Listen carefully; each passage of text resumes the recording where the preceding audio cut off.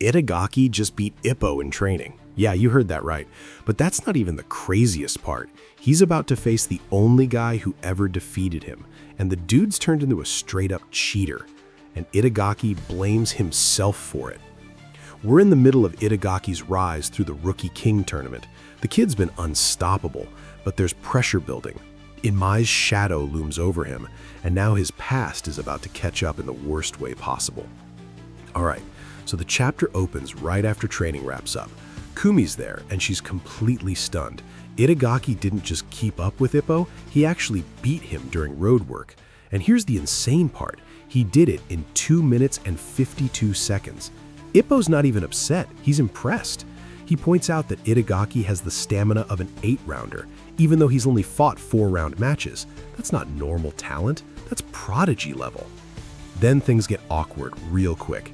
Kumi asks Ippo if he's free Saturday. He says yeah, he is. But then Nanako shows up out of nowhere and casually drops that she's also free. Oh boy. Nanako starts throwing shade at Kumi, and Ippo, pure innocent Ippo, panics and blurts out they weren't doing anything like that. Of course, both girls immediately pounce. What, Ippo? What do you mean by like that? He's cornered, but he escapes by noticing Itagaki running off in the distance. They start talking about Itagaki's chances in the Rookie King tournament, and here's where Nanako gets spicy. She says Itagaki will definitely win, unlike a certain someone's brother. Direct hit. Kumi's pissed. When Itagaki comes back from his run, Ippo tries to invite him out Saturday, but Itagaki immediately declines. Something's up. Cut to the Kamigawa gym. Itagaki just finished another sparring session, and Ippo's watching in awe. This kid just took down 3 other 4-rounders, not sequentially, in one session. Kimura's watching too, and he says something real.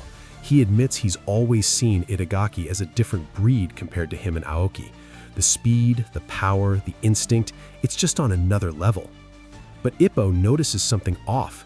Itagaki looks tense, stiff. Kimura picks up on it too and gives his take. Itagaki's confidence is shaken, and the reason? Imai, the guy who handed him that brutal reality check. There's a real possibility they might face each other, and it's eating at Itagaki mentally. Ippo tries again. Hey Itagaki, you sure you're not free Saturday? Nope, declined again. So Ippo presses him, showing genuine concern, and finally Itagaki opens up. He's going to scout his next opponent that day. He needs to see who he's fighting. That's why he can't hang out. Now we shift to the Makinuchi fishing boat. Nanako's on the phone with Kumi and she's stirring the pot hard. She tells Kumi that she and Ippo are going out together on Saturday. Kumi starts freaking out. Nanako's loving every second of it, turning up the jealousy. But then Ippo grabs the phone. He clears everything up. He's going with Itagaki and Nanako to watch his next opponent fight. It's not a date. He apologizes to Kumi, tells her their planned date has to be canceled, and promises to make it up to her another time. And Kumi? She's sweet about it. She says it's okay because it's for Itagaki's sake. Man, she's too good for him. Saturday arrives. They're at the match. Ippo's watching the ring and he sees it. Flicker jabs. Fast, sharp, dangerous. Itagaki opens up to Ippo, admits something heavy.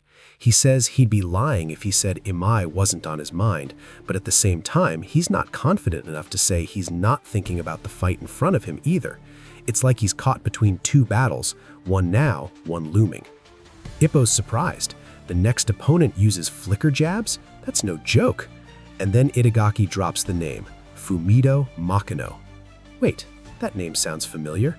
Itagaki explains, Makino was his debut opponent, the guy who gave him his only loss.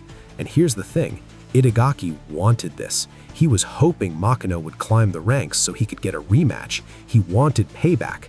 But watching him fight now, it's ugly, really ugly. Itagaki breaks it down for Ippo. Makino's flicker jabs don't just sting, they connect at the elbow, making them way more brutal than they should be. And it doesn't stop there. Makino steps on feet. He throws headbutts, he holds, he's fouling left and right, and the ref's barely catching it. It's like cheating is just part of his strategy now.